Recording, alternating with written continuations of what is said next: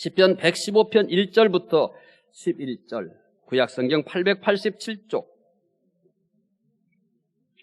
여호와여, 여호와를 우리의 영광을 우리에게 돌리지 마옵소서. 우리에게 돌리지 마옵소서. 오직 주는 인자하시고 진실하심으로 주의 이름에만 영광을 돌리소서. 어찌하여 문나라가 그들의 하나님이 이제 어디 있느냐 말하게 하리까? 오직 우리 하나님은 하늘에 계셔서 원하시는 모든 것을 행하셨나이다. 그들의 우상들은 은과 금이요 사람이 손으로 만든 것이라. 입이 있어도 말하지 못하며 눈이 있어도 보지 못하며 귀가 있어도 듣지 못하며 코가 있어도 냄새 맡지 못하며 손이 있어도 만지지 못하며 발이 있어도 걷지 못하며 목구멍이 있어도 작은 소리조차 내지 못하느니라. 우상들을 만드는 자들과 그것을 의지하는 자들이 다 그와 같으리로다. 이스라엘아, 여호와를 의지하라. 그는 너희의 도움이시요 너희의 방패시로다. 아론의 집이여, 여호와를 의지하라. 그는 너희의 도움이시요 너희의 방패시로다. 여호와를 경외하는 자들아, 너희는 여호와를 의지하여라. 그는 너희의 도움이시요 너희의 방패시로다. 아멘. 오늘 주일 예배 참석하신 우리 중부가족 모두에게 회복의 은혜가 있으시기를 바랍니다. 세계는 지금 한국 드라마 오징어 게임에 열광하고 있습니다. 넷플릭스 순위가 집계되는 83개국 모두에서 오징어 게임이 1위를 달성하였습니다. 83개국에서 1위를 달성했다라는 그렇게 단순하게 안내할 얘기가 아닙니다. 이것은 넷플릭스 사상 최초의 일이라고 합니다. 황동혁 감독은 이 작품을 2008년에 구상하고 2009년에 극본으로 쓰기 시작했다고 합니다.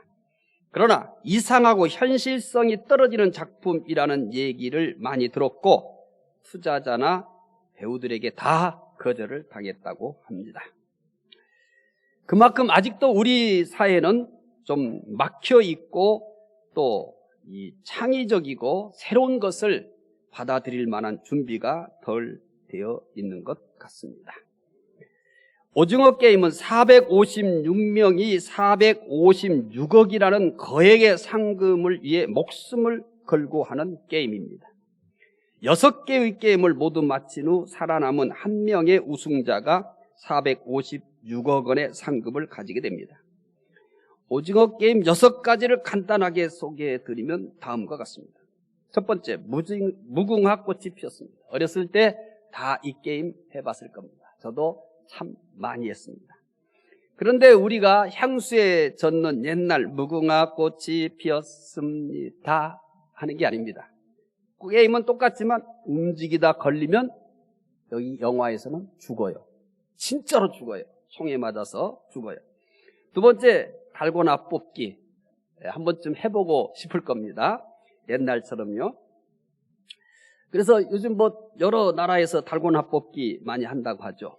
그런데 우리가 옛날에 어렸을 때 했던 달고나 뽑기입니다만은 여기서는 달고나 뽑기로 끝나는 게 아니라 모양이 부서지면 진짜로 죽습니다. 총에 맞아서 죽어요. 줄다리기, 운동회 때 다 했던 겁니다. 그런데 상대편에게 끌려가면 여기서는 죽습니다. 구슬치기 다 해보셨죠? 구슬을 다 뺏기면 죽어요. 총 맞아서 죽어요. 징검다리 게임, 잘못 밟으면 진짜 떨어져서 죽어요. 아니, 게임에서 죽는 게 아니라 진짜 사람의 목숨이 끊어진다고요.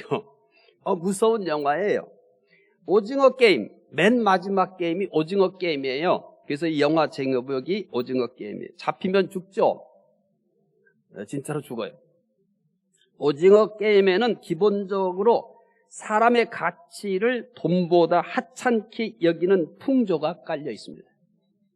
게임 참가자들은 상금 456억 원을 벌기 위해 목숨을 겁니다. 돈과 목숨을 맞바꿀 수 있다는 의미입니다. 이는 극단에 몰린 물질 만능주의 현대 사회를 대변한다고 볼 수 있습니다. 영화는 그냥 흥미를 유발하는 그런 게 아니에요. 적어도 영화를 만드는 분들, 이 영화 시나리오를 쓰신 분들에게는 거의 다 의미가 있어요. 그런데 영화를 보는 사람들은 재미있느냐 재미없느냐 이렇게만 생각하는 거예요. 그런데 이것을 만든 처음 시나리오를 쓰신 분들은 거기에는 항상 의미를 담고 합니다. 이 456도 마찬가지예요. 상금만 456원이 아니에요. 치료비가 없어서 어머니를 잃게 되는데 456만 원이에요. 이럴 때 다 의미를 부여해서 시나리오를 쓰게 되고 영화를 전개해 갑니다. 근데 그 영화를 보는 사람들은 잔인해, 재미있네, 재미없네. 아주 간단명료합니다. 근데 여기에는 이 극단에 몰린 물질 만능주의 현대 사회를 대변하는 영화라고 볼 수 있습니다. 영국 일간지 가디언은 2021년 9월 28일자, 얼마 안 됐죠. 9월 28일자 기사에서 오징어 게임에 대해서 이렇게 말합니다. 부가 불평등하게 분배된 한국 사회 현실을 배경으로 상징한 것에 의미를 두었다. 부가 불평등하게 분배된 한국 사회의 현실을 배경으로 상정한 것에 의미를 두었다고 영국 일간지 가이디언은 이렇게 얘기합니다. 우리는 돈이 인간의 가치보다 위에 있는 세상을 살고 있습니다. 이미 이런 세상이 된 지가 오래됐습니다. 사람마저 돈에 의해 평가되고 있습니다. 가정해 봅시다. 오늘 예배에 참석했는데 제가 가끔씩 얘기했던 거예요. 나이 들고 머리는 하얗고 등은 굽고 지팡이로 누군가가 이렇게 오늘 예배에 참석을 했어요. 또 한 사람은 수십억짜리 나가는 수십억짜리 나가는 아주 비싼 차를 타고 우리 주차장에 차를 딱 대고 그분이 예배당에 딱 참석했어요. 똑같은 관심과 똑같은 애정을 쏟습니까? 그건 불가능합니다. 사람을 차별하기 위해서 그런 게 아니에요. 우리는 그렇게 오염이 돼버린 거예요. 우리가 악해서가 아니에요. 우리는 그렇게 이미 세상의 가치에 너무 오염이 돼버린 거예요. 내가 인격적으로 악해서 그런 게 아니에요. 우리의 신앙이 잘못되어서 그런 게 아니에요. 우리가 예배 드리는 시간이 몇 분이에요. 이게 우리가 영적인 것에 다예요. 집에서 기도한들 얼마나 하겠습니까? 얼마나 집중해서 기도하겠어요? 그 기도를 가지고 우리가 살아가는데 영향력이 있을까요? 안 하는 것보다는 나아요. 그러나 그게 얼마나 내 삶에 힘이 되겠어요? 별로 힘이 안 됩니다. 영이 나를 지배하게 하고 말씀이 나를 지배하게 하고 성령이 나를 지배하게 하는 것은 어마어마한 집중력이 필요하고 훈련이 필요한 겁니다. 우리는 왜 그러냐면 성령은 다른 인격체인 거예요. 그런데 내 생각과 내 육체는 나의 본능인 거예요. 그러면 우리는 어느 정도로 성령을 사모하고 어느 정도로 성령을 붙들어야 성령이 움직일 수 있겠습니까? 우리의 육체와 우리의 생각과 우리의 경험은 내가 이 경험이나 내 생각과 내 감각에 의해서 움직여야 되겠다는 생각이 필요 없는 거예요. 왜냐하면 그게 나니까. 근데 성령은 다른 인격체인 겁니다. 말씀도 나와 다른 존재인 거예요. 쉬운 일이 아닙니다. 그만큼 우리는 집중해야 되고 그만큼 늘 의존해야만 가능한 일이에요. 근데 기도하는 시간만 의존해서 가능할까요? 아니요. 기도했다는 위안을 받는 것이 족할 겁니다. 성경을 읽었다고 하는 그것으로 위안을 삼는 것이 전부였을 것입니다. 나 기도했어? 나 예배 드렸어? 나 성경 읽었어? 아마 그 정도 수준이 전부일 겁니다. 성경을 아무리 많이 읽어도 또 내가 아무리 열심히 예배를 드려도 이게 얼마나 영향력을 발휘하겠습니까? 쉬운 일이 아니에요. 그만큼 우리는 세상의 가치에 깊이 물들어 있는 아주 심각한 지경에 있다는 것을 우리는 굉장히 고민해야 되는 겁니다. 우리는 우리의 본능에 의해서 움직이는 것에 너무나 완전히 길들여져 있다는 이 심각성을 인지를 해야 되는 겁니다. 그런데 인지하지 않는 겁니다. 이미 우리는 돈이 인간의 가치보다 위에 있는 세상을 살아가고 있어요. 그래서 돈도 돈에 의해 사람을 평가하고 있는 겁니다. 말씀드린 것처럼 머리도 하얗고 등도 굽고 얼굴에 주름살이 많고 지팡이로 이렇게 힘겹게 예배당에 참석한 사람과 수십억짜리 차를 딱 우리 주차장에 딱 떼고 운전기사가 문을 딱 열어주고 앞에서 인도에서 딱 예배당에 왔다? 그러면 우리는 할머니에 대해서는 절대 얘기하는 사람이 없을 겁니다.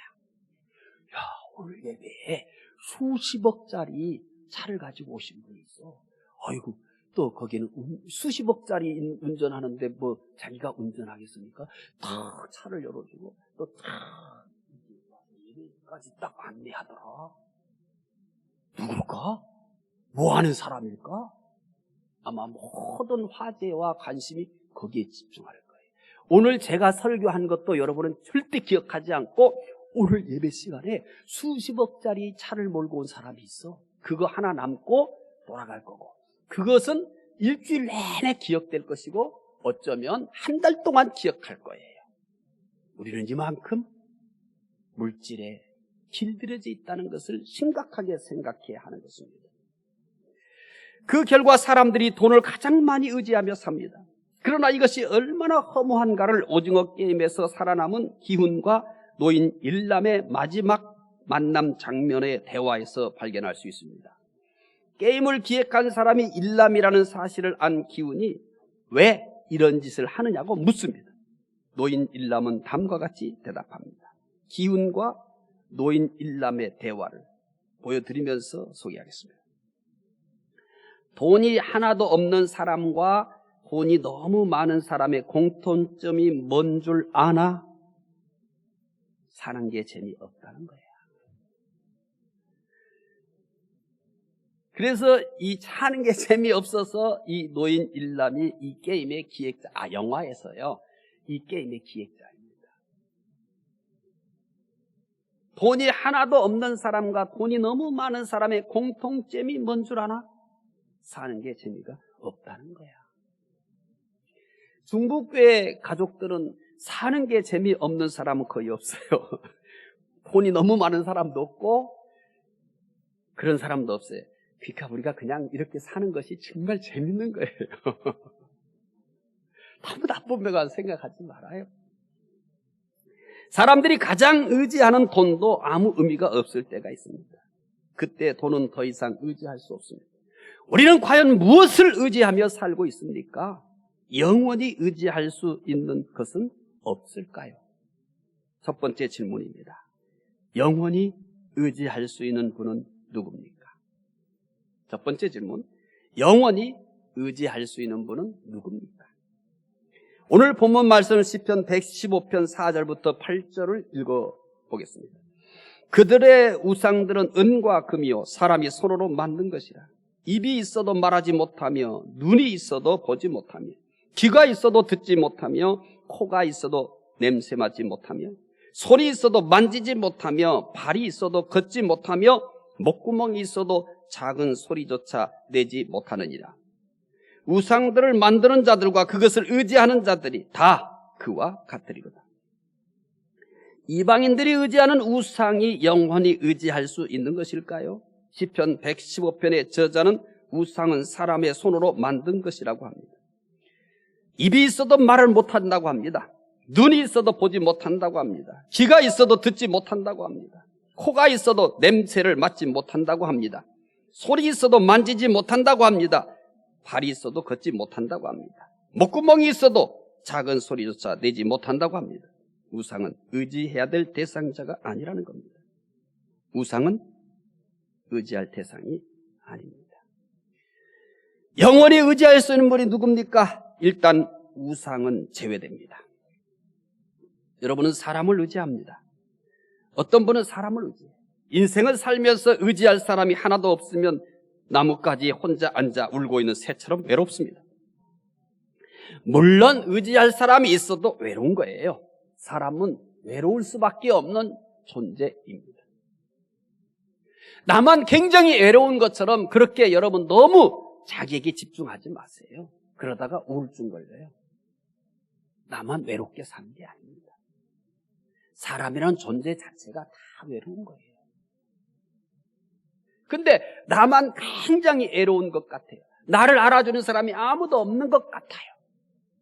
아니요. 내가 그렇게 느끼듯이 사람들도 다 그렇게 느끼며 살고 있는 겁니다.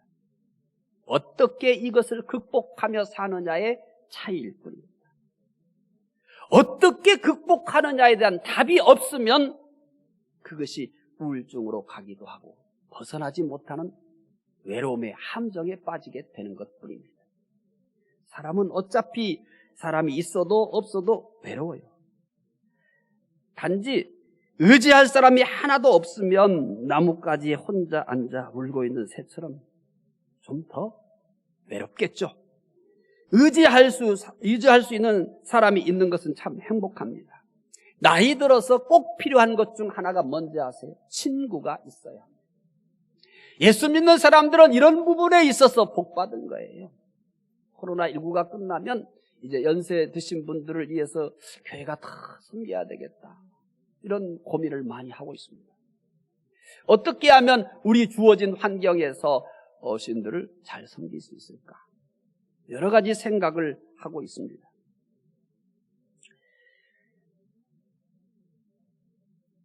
성경은 어떻게 얘기할까요? 의지할 사람이 있는 것도 큰 힘이 되는 건 맞아요. 큰 권력이 있는 사람을 의지한다면 사는 것이 더 자신만만하지 않겠습니까? 맞습니다. 하지만 성경은 사람을 의지하는 것, 특히 권력이 있는 사람을 의지하는 것에 대해서 이렇게 교훈합니다. 시편 146편 3절입니다. 귀인들을 의지하지 말며 도울 힘이 없는 인생도 의지하지 말지니. 귀인을 의지하지 말라고 합니다. 성경은 귀인만이 아니라 사람 자체를 의지하지 말라고 합니다. 이사야 2장 22절 보면 이렇게 소개합니다. 너희는 인생을 의지하지 말라. 그의 호흡은 코에 있으나 새말 가치가 어디냐. 성경은 왜 사람을 의지하지 말라고 합니다. 도울 힘이 없다고 합니다. 또한 호흡은 코에 있는데 어떤 가치가 없다고 그래요? 새말 가치가 없다. 그 호흡이 영원하지 않다는 겁니다. 굳이 그 호흡이 얼마나 되는가? 새말 가치가 없다라고 얘기합니다. 사람은 나약하다는 것입니다. 사람은 영원하지 못하다는 것입니다. 물론 사람이 도움이 될 때도 있습니다. 그러나 사람이 할 수 없는 일 앞에서는 그 어떤 사람도 도움이 되지 못합니다. 그 사람이 아무리 큰 권력이 있어도 구경만 하고 있어야 합니다. 사람은 의지할 대상이 아닙니다.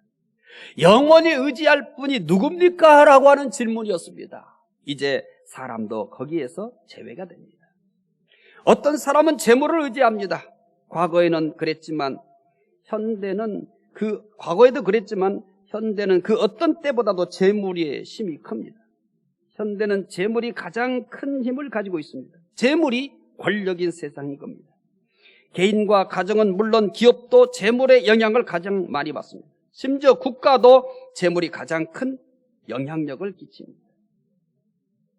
그 나라의 크기에 의해서, 땅덩어리에 의해서, 인구에 의해서 관심을 받는 게 아니에요. 얼마나 잘 사는가, 얼마나 경제적 능력이 가지고 있느냐에 따라서 세계의 영향력이 달라져 버리는 겁니다. 이렇게 큰 힘을 가지고 있는 재물을 의지하지 않는 것이 이상한 일입니다. 사람은 누구나 재물을 의지하며 삽니다. 성경은 재물을 의지하는 것에 대해서 뭐라고 얘기할까요? 시편 62편 10절에 포악을 의지하지 말며 탈취한 것으로 망하여지지 말며 재물이 늘어도 거기에 마음을 두지 말지어다. 다윗은 재물이 늘어도 거기에 마음을 두지 말라고 합니다. 쉽게 표현한다면 재물을 의지하지 말라는 겁니다. 재물이 느리는데 어떻게 거기에 마음을 두지 않을까요? 조금씩 늘고 모으는 재미 아시잖아요. 재물이 줄어들 때는 어떻게 해요? 뜻하지 않게 같이 돈이 훅 들어가요. 그러면 어떻게 해요? 힘이 같이 쭉 빠져요. 그런데 뜻하지 않게 재물 관리가 잘 되고 조금씩 내 자신이 불어가요. 누가 아무도 나를 알아주는 사람도 없는데 괜히 뭐예요? 사는 게 재미있고요. 미소를 자주 짓고요. 그리고 얼굴도 밝고요. 말도 자주 해요. 그런데 재물이 줄어들면은요, 말수도 줄어들고요. 웃는 것도 줄어들고요. 얼굴도 자꾸 굳어가요. 신약에서도 재물에 대해서 비슷한 말씀을 합니다. 디모데전서 3장 3절 이렇게 말합니다. 술을 즐기지 아니하며 구타하지 아니하며 오직 관용하며 다투지 아니하며 돈을 사랑하지 아니하며. 바울은 믿음의 아들 디모데에게 돈을 사랑하지 말라고 하였습니다. 도둑질하지 말라 했을 때 도둑질하면 우리 모두요 불편하잖아요. 그리고 도둑질한 사람을 보면서 뭐라고 그래요? 도둑놈이라고 하잖아요. 그런데 돈을 사랑하는 사람을 놓고 똑같은 가치로 보지 않잖아요. 근데 똑같은 거예요. 똑같이 하나는 말씀. 돈을 사랑한 것 가지고 막 거짓말하고 도둑질한 것처럼 막 가슴을 치면서 애통해하면서 창피해하면서 회개합니까? 안 하잖아요. 그만큼 우리는 영적으로 무뎌졌고 그만큼 돈에 길들여져 있는 겁니다. 똑같이 하나님의 말씀이에요. 돈을 사랑하는 것은 당연하다고 생각하는 거예요. 돈이 늘어가는데 내가 거기에 마음을 빼앗기는 것도 지극히 당연하다고 생각하지, 그것을 가지고 회개하고 그것을 가지고 하나님, 내가 하나님께 마음을 두고 하나님을 더 사랑해야 되는데 이번 주 사는 데는 돈을 더 사랑한 것 같고요, 돈에다가 더 마음을 둔 것 같아요, 이렇게 회개하지 않잖아요. 그런데 그거나 도둑질 하지 말라는 거랑 똑같은 겁니다. 우리는 너무나 성경적 가치관에 우리의 삶을 조정해 가려고 하지 않아요. 지금까지 내가 가지고 있던 생각, 경험, 가치관, 이걸 가지고 끝까지 고집하면서 그냥 예배는 한번 드려주고 그냥 성경이나 한번 읽어주는 거죠. 그렇게 하면 신앙생활 잘하고 있다고 생각하는 거예요. 아니에요. 금주는 내가 그만큼 더 내 가치관을 성경에 맞춰서 교정해 가는 겁니다. 예수를 믿는다는 것은 단순히 예배를 드리는 것의 반복도 아니고 기도의 반복도 아니고 성경 읽는 것 반복도 아니에요. 그리고서 내가 예수 잘 믿었다, 나 잘하고 있다라고 생각하신다면은 어디서 배웠는지 모르지만 정말 잘못 배우셨습니다. 중복교에서는 그렇게 가르친 적이 없어요. 내가 예수를 10년, 20년 예수를 믿는다는 것은 그만큼 잘 믿었다고 하는 것은 내 가치관이 자꾸 어디로 가냐면 성경으로 가는 거고, 그리고 예수께로 더 가까이 가면서 그렇게 교정하는 거예요. 내가 한 번도 돈을 사랑하는 것 가지고 회개한 일이 없는데 내가 어느 날부터 돈을 너무 사랑하는 것 같고 너무나 돈에다 마음을 두는 것 같아 그냥. 그런데 그분 앞에 회개하는, 하나님 나 어쩌면 좋아요. 주님보다 돈을 더 좋아하는 것 같아요. 주님 어쩌면 좋아요. 내가 주님을 내 마음에 두는 것보다 돈을 더 많이 두는 것 같아요. 나 어떻게 해요? 나 구원 받은 건 맞아요. 나 하나님의 자녀인 건 맞아요. 가슴을 치면서 회개하며 기도해야 될 텐데 그렇게 하지 않는다는 거죠. 그런데 이렇게 되었어. 돈을 사랑한 것, 더 사랑한 것 같아요. 하나님께 마음을 두는 것보다 돈에 더 마음을 두는 것 같아요. 가슴을 치면서 죄송해요. 나 주님, 돈보다는 주님을 조금이라도 더 사랑하게 해주세요. 돈보다는 주님께 조금이라도 더 마음을 두게 해주세요. 이렇게 기도하고 있다면 아직 우리가 그렇게 가치관이 완전히 전환되지 않았지만은 잘 믿고 계시는 거예요. 그날이 올 거예요. 돈보다 주님을 더 사랑하는 날이 올 거예요. 돈보다 주님에게 마음을 두는 날이 반드시 올 거예요. 그렇게 살다 보면 말입니다. 바울은 믿음의 아들 디모데에게 돈을 사랑하지 말라고 하였습니다. 히브리서에 같은 내용을 만날 수 있습니다. 히브리서 13장 5절에 이렇게 말합니다. 돈을 사랑하지 말고 있는 바를 족한 줄로 알라. 그가 친히 말씀하시기를 내가 결코 너희를 버리지 아니하고 너희를 떠나지 아니하리라 하셨느니라. 신약에서는 재물을 의지하지 말라는 말 대신에 돈을 사랑하지 말라고 하였습니다. 구약의 말씀과 마찬가지로 재물을 의지하지 말라는 것입니다. 그렇다면 왜 돈을 의지하지 말라고 할까요? 디모데전서 6장 10절 이렇게 말씀합니다. 돈을 사랑함이 일만하게 뿌리가 되나니 이것을 탐내는 자들은 미혹을 받아 믿음에서 떠나 많은 근심으로써 자기를 찔렀도다. 돈을 사랑하는 것이 일만하게 뿌리가 되기 때문입니다. 그래서 재물을 의지하지 말라고 합니다. 영원히 의지해야 될 분은 누굽니까? 이제는 재물은 의지할 대상이 아닙니다. 재물은 의지할 대상이 아닙니다. 어떤 사람은 자신의 능력을 의지합니다. 현대는 능력 위주의 시대입니다. 그래서 각자 자신에게 맞는 능력을 갖기에 많은 노력을 기울입니다. 특히 다른 사람에게는 없고 자신에게만 있는 능력이 있다면 세상을 살아가는데 큰 힘이 됩니다. 능력 위주의 세상이다 보니 능력을 의지하지 않는 것은 불가능합니다. 성경은 이것만은 인정하지 않을까요? 잠언 3장 5절에 이렇게 말씀합니다. 너는 마음을 다하여 여호와를 신뢰하고 내 명철을 의지하지 말라. 잠언은 명철을 의지하지 말라고 하였지만 명철만이 아니라 자신의 능력을 의지하지 말라는 겁니다. 사람의 능력이란 제한적입니다. 그리고 그 능력이 무의미할 때가 있습니다. 영원히 의지할 분 누굽니까? 이제 자신의 능력은 의지할 대상이 아닙니다. 자신의 능력은 의지할 대상이 아닙니다. 사람은 분명히 의지할 것이 있어야 합니다. 의지할 것이 있을 때 큰 도움이 됩니다. 그러나 우상도 의지하지 말라고 합니다. 사람도 의지하지 말라고 합니다. 재물도 의지하지 말라고 합니다. 심지어 자신의 능력도 의지하지 말라고 합니다. 그렇다면 무엇을 의지하고 살아야 합니까? 만약 이런 것들을 의지하지 말라고 한다면 참 무책임합니다. 사람은 분명히 의지해야 할 대상이 필요합니다. 그런데 세상 것들을 의지하지 말라고만 하고 끝난다면 얼마나 황당한 일입니까? 이제 오늘 본문 9절, 10절, 11절은 모두 똑같이 시작하고 있습니다. 9절, 10절, 11절에 시작하는 내용 보여드리겠습니다. 첫 번째 9절, 이스라엘아 여호와를 의지하라. 두 번째 10절, 아론의 집이여 여호와를 의지하라. 세 번째 11절, 여호와를 경외하는 자들아 여호와를 의지하라.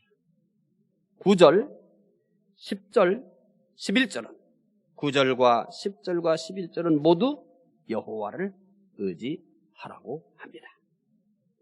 영원히 의지할 수 있는 분은 하나님이십니다. 그런데 9절에서는 이스라엘아 라고 하였습니다. 10절에서는 아론의 집이여 라고 했습니다. 11절에서는 여호와를 경외하는 자들아 라고 했습니다. 이스라엘아와 아론의 집이여와 여호와를 경외하는 자들아는 이스라엘 전체를 의미합니다. 강조하기 위한 표현입니다. 즉 이스라엘은 하나님만 의지하라고 강조하고 있는 겁니다. 아브라함이 하나님의 부름을 받았을 때 어떤 상태였을까요? 아브라함이 하나님의 부름을 받았을 때 어디로 가야 할지 알았을까요? 어떻게 가야 할지 알았을까요? 어떤 일이 일어날 줄 알았을까요? 히브리서 11장 8절은 이렇게 소개합니다. 히브리서 11장 8절입니다. 믿음으로 아브라함은 부르심을 받았을 때에 순종하여 장래 유업으로 받을 땅에 나갈새 갈 바를 알지 못하고 나갔으며, 아브라함이 하나님의 부름을 받았을 때 어디로 가야 할지 몰랐습니다. 어떻게 가야 할지도 몰랐습니다. 어떤 일이 일어날지도 몰랐습니다. 그래서 갈 바를 알지 못하고 나갔다고 하였습니다. 갈 바를 모르는데 어떻게 나갈 수 있었습니까? 아브라함은 오직 하나님만 의지하고 나갔습니다. 아브라함이 부름받았을 때 하나님만 의지한 것이 전부였습니다. 거기서 더할 것도 없고 뺄 것도 없습니다. 시편 115편은 아브라함과 같이 하나님만 의지하라고 교훈하고 있습니다. 하나님만 의지하면 충분하다는 것입니다. 하나님을 의지하는데 무엇이 더 이상 필요합니까? 허디슨 테일러가 중국 선교를 놓고 고민하며 망설이고 있을 때입니다. 아버지의 서재를 뒤지고 있었습니다. 그러다 그리스도께서 다 이루었다는 글을 읽게 되었습니다. 그 말씀이 허디슨 테일러의 마음을 사로잡았습니다. 만일 그리스도께서 다 이루셨다면 이제 내가 해야 될 남은 일은 그리스도를 의지하는 것밖에 없지 않는가 라고 그는 생각했습니다. 그 순간 중국 선교에 대한 불안함 때문에 망설였던 그의 영혼 속에 빛과 평안이 넘쳤습니다. 그는 중국으로 가서 복음의 문을 열었습니다. 그리스도가 다 이루었다. 우리는 그렇게 믿고 있습니다. 그리스도께서 다 이루었다. 그러면 내가 할 것이 무엇인가? 나는 그분을 믿기만 하면 되는 것입니다. 사람을 의지할 수도 있습니다. 재물을 의지할 수도 있습니다. 자신의 능력을 의지할 수도 있습니다. 그러나 하나님을 의지하는 것보다 우선이 될 수는 없습니다. 하나님보다 더 의지할 수는 없습니다. 우리는 제일 먼저 하나님을 의지해야 합니다. 하나님을 가장 의지해야 됩니다. 우리가 살면서 왜 사람을 한 번도 의지 않고 어떻게 살 수 있겠습니까? 사람을 의지할 수도 있습니다. 재물을 의지할 수도 있고요. 자신의 능력을 의지할 수도 있습니다. 지금 소개하고 있는 것은 사람을 완전히 무시하고 살라, 재물을 완전히 무시하고 살라, 자신의 능력도 개의치 말고 무시하고 살라, 그 얘기가 아닙니다. 사람을 의지할 수도 있지만 하나님을 제일 먼저 의지하고 하나님을 더 의지하라는 얘기입니다. 때로는 재물을 의지할 수도 있지만 그런데 하나님을 더 의지하라는 겁니다. 하나님을 먼저 의지하라는 것입니다. 자신의 능력을 의지할 수도 있지만 먼저 하나님의 능력을 의지하라는 겁니다. 먼저 더 하나님을 의지하라는 얘기입니다. 하나님을 먼저 의지하고 하나님을 가장 의지해야 한다고 하면 모든 것이 끝날까요? 그렇다고 할 사람은 없을 것입니다. 자, 우리 하나님을 의지하며 삽시다. 아멘. 그리고 딱 끝나요. 우리는 그렇게 신앙생활합니다. 그러니까 잘 안 되는 겁니다. 여러분, 우리는 하나님을 의지해야 됩니다. 그 다음에는 우리에게 물음표가 있어야 합니다. 왜? 그래야 내가 하나님을 끝까지 의지할 수 있는 거 아니겠습니까? 나를 설득해야 되잖아요. 여러분, 우리 하나님을 의지합시다. 아멘. 끝나요. 오늘 시편은 그렇게 얘기하고 있지 않습니다. 하나님을 의지해야 된다 얘기하고 그 다음은 왜라고 하는 물음에 대한 답을 던져주고 있습니다. 왜 하나님을 먼저 의지해야 됩니까? 왜 하나님을 가장 의지해야 됩니까? 그래서 두 번째 물음은 하나님을 의지해야 할 이유는 무엇입니까? 첫 번째 질문은 영원히 의지해야 할 분은 누굽니까? 하나님입니다. 두 번째 질문은 하나님을 의지해야 할 이유는 무엇입니까? 이제 9절과 10절, 11절에 나타난 하나님을 의지해야 할 이유를 소개해드립니다. 9절과 10절, 11절이 뭐였었습니까? 영원히 의지해야 될 분이 누굽니까? 라고 하는 물음에 하나님 여호와를 의지하라, 여호와를 의지하라, 여호와를 의지하라 이렇게 답을 줬던 구절입니다.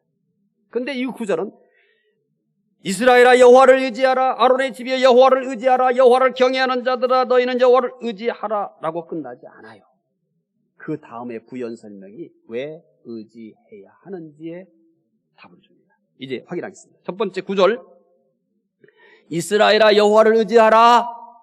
그 다음에는요 그는 너희의 도움이시오. 또 10절 아론의 집이여 여호와를 의지하라.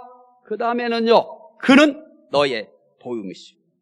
그 다음 세 번째 11절 여호와를 경외하는 자들아 너희는 여호와를 의지하라. 왜요? 그는 너희의 도움이시오. 9절과 10절과 11절은 모두 여호와를 의지하라고 한 후 그 이유를 그는 너희의 도움이시오 라고 합니다. 첫 번째 하나님을 의지해야 될 이유는 첫 번째 하나님을 의지해야 될 이유는 하나님께서 도움이시기 때문입니다. 하나님이 도우신다면 더 이상 필요한 것이 없잖아요. 하나님이 도우신다는데 뭐가 더 필요합니까? 하나님보다 우리를 잘 도울 사람이 어디 있습니까? 세상에는 하나님보다 우리를 잘 도울 사람은 없습니다. 그래서 다윗은 다음과 같이 고백합니다. 시편 124편 8절에 우리의 도움은 천지를 지으신 여호와의 이름에 있도다. 다윗은 우리의 도움은 천지를 지으신 하나님께 있다고 합니다. 엄청나지 않습니까? 천지를 지으신 분이 돕는다고 합니다. 재벌이 돕는다고 해도 겁날 것이 없습니다. 대통령이 돕는다면 무엇을 못하겠습니까? 그런데 재벌이나 대통령과는 비교할 수도 없이 위대하신 하나님, 전능하신 하나님이 돕는다는데 어찌 하나님을 의지하지 않을 수 있겠습니까? 고라자서는 고백은 이 사실을 더 실감나게 만듭니다. 시편 46편 1절에 하나님은 우리의 피난처시오 심이시니 환난 중에 만날 큰 도움이시라. 고라자서는 하나님께서 환난 중에 만날 큰 도움이시라고 합니다. 그냥 도움이 아니에요. 하나님보다 큰 도움은 없다는 것입니다. 세상에서 가장 큰 도움은 하나님의 도움입니다. 하나님을 왜 의지해야 되는가? 우리가 영원히 의지해야 될 대상은 하나님이십니다.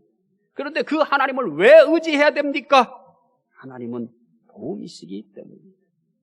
미국의 강철왕 카네기의 무덤에 다음과 같은 말이 쓰여 있다고 합니다. 자기보다 뛰어난 자를 볼 줄 알았고 그를 활용할 줄 알았던 세계의 거인 여기 장면. 나보다 뛰어난 분을 볼지 않아요.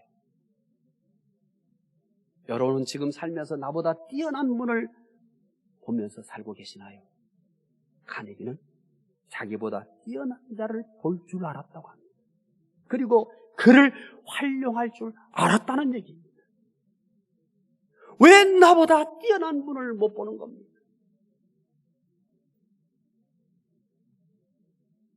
하나님의 도움을 의지하며 살았던 카네기의 삶을 요약한 것입니다.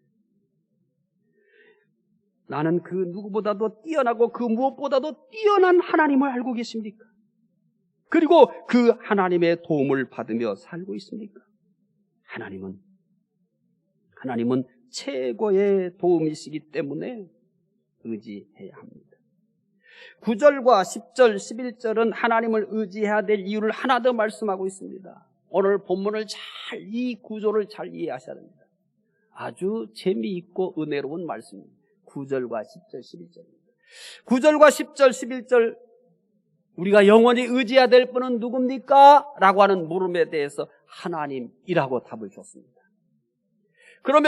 그러면 하나님을 왜 의지해야 됩니까? 그는 우리의 도움이기 때문이라고 합니다. 그런데 9절과 10절과 11절은 우리가 왜 하나님을 의지해야 됩니까? 그 이유를, 그 답을 하나 더 줘요. 이제 9절과 10절과 11절에 나타난 하나님을 의지해야 될 이유를 하나 더 확인해 보겠습니다. 9절, 첫 번째 9절입니다. 이스라엘아 여호와를 의지하라. 그 다음에는 그는 너의 도움이시라였죠. 그 다음에 뭐예요? 생략하고 너희의 방패시로다. 또 두 번째 10절 아론의 집에 여호와를 의지하라. 그는 너희의 도움이시라. 이 부분 빼고 너희의 방패시로다. 세 번째 똑같은 11절입니다. 여호와를 경외하는 자들아 너희는 여호와를 의지하라. 첫 번째 답은 뭐였어요? 그는 너희의 도움이시라. 두 번째 답이 뭐예요? 너희의 방패시라. 9절과 10절과 11절은 모두 여호와를 의지하라고 한 후 그 이유를 너의 방패로다라고 얘기합니다. 두 번째, 하나님을 의지해야 될 이유는 하나님께서 방패이시기 때문입니다. 하나님께서 방패시라는 것은 하나님께서 보호하신다는 겁니다. 하나님께서 방패이신데 누가 뚫을 수 있습니까? 누가 공격해도 소용이 없습니다. 하나님께서 다 막으시기 때문입니다. 아브라함이 318명을 데리고 가서 그돌 라오멜 왕을 포함하여 4명의 왕을 물리치고 조카 롯을 구했습니다. 하지만 아브라함은 두려웠습니다. 이때 하나님께서 아브라함에게 주신 말씀이 있어요. 창세기 15장 1절이 그 말씀입니다. 창세기 15장 1절에 두려워하는 아브라함에게 이렇게 하나님 말씀합니다. 이후에 여호와의 말씀이 환상 중에 아브라함에게 임하여 이르되 아브라함아 두려워하지 말라. 나는 내 방패요 너의 지극히 큰 상급입니다. 하나님은 두려워하는 아브라함에게 두려워하지 말라고 합니다. 하나님은 아브라함에게 왜 두려워하지 말라고 하십니까? 하나님께서 아브라함의 방패이시기 때문입니다. 하나님 참 멋지시죠. 얼마나 은혜가 되는 말씀입니까? 방패. 경호원이에요. 여러분, 창조주 하나님이 자기가 만든 피조물의 방패라는 거예요. 경호원이라는 거예요. 누가 경호원이 됩니까? 높은 분이에요? 낮은 분이에요? 낮은 사람이 방패가 되고 경호원이 돼야 되는 거 아니에요? 그런데 창조주 하나님이 우리의 방패가 되신다는 거예요. 얼마나 멋진 말씀입니까? 얼마나 은혜가 되는 말씀입니까? 여러분, 아무나 경호원 데리고 다니지 않잖아요. 누가 뭐 해칠 일도 없어요. 왜냐하면 가진 것도 없고 뭐 권력도 없어요. 경쟁자도 없어요. 그러니까 우리는 필요 없는 거예요. 그러나 돈이 있고 또 뭐예요? 경쟁자들이 많고 권력 싸움을 하고 있으면 뭐가 필요해요? 나를 보호해야 될 경호원이 필요해요. 그 돈 주면서 다녀야 돼요.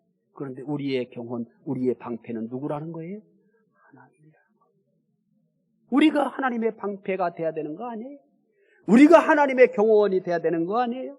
그런데 하나님이 나의 방패가 되시고 나의 경호원이 되어주신다는 것입니다. 하나님은 아브라함에게 아브라함아 두려워하지 말라. 나는 내 방패야 라고 말합니다. 하나님은 오늘 이 말씀을 통해서 나에게도 두려워하지 마라. 나는 너의 방패야. 이렇게 말씀하고 있습니다. 아브라함에게 하는 말씀이 아브라함에게 진짜 한 말씀이에요. 그런데 그 말씀을 통해서 나에게 오늘 이 시간에 얘야 두려워하지 마라. 나는 너의 방패야. 이렇게 말씀하고 있다는 하나님의 음성을 들으시기 바랍니다. 하나님은 방패이시기 때문에 의지해야 합니다. 의지해야 될 대상이 없습니까? 우상을 의지하는 사람이 있습니다. 사람을 의지하는 사람도 있습니다. 재물을 의지하는 사람도 있습니다. 자신의 능력을 의지하는 사람도 있습니다. 그러나 이것은 잠시 도움이 되지만 영원히 의지할 수는 없습니다. 첫 번째, 영원히 의지할 수 있는 분은 누구입니까? 이 물음의 답은 영원히 의지할 수 있는 분은 하나님이십니다. 두 번째 질문은 하나님을 의지해야 될 이유는 뭡니까? 첫 번째, 하나님을 의지해야 될 이유는 하나님께서 도움이시기 때문입니다. 두 번째, 하나님을 의지해야 될 이유는 하나님이 방패이시기 때문입니다. 금주는 하나님만 의지하며 사시기 바랍니다. 하나님께서 도움과 방패가 되어 주실 줄로 믿습니다. 기도하겠습니다.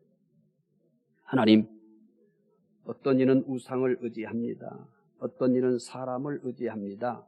어떤 이는 재물을 의지합니다. 어떤 이는 자신의 능력을 의지합니다. 하나님, 우리는 세상의 가치에 물들었고 그리고 오염되어 있습니다. 오직 하나님을 의지하며 살게 해주시옵소서. 무엇보다도 하나님을 의지하게 해주시옵소서. 무엇보다도 더 하나님을 의지할 수 있게 해주시옵소서. 하나님이 나의 도움이요 나의 방패이시기 때문입니다. 금주는 나의 도움과 방패가 되시는 하나님을 의지하며 살게 하여 주시옵소서. 감사하며 예수님 이름으로 기도드리옵나이다. 아멘.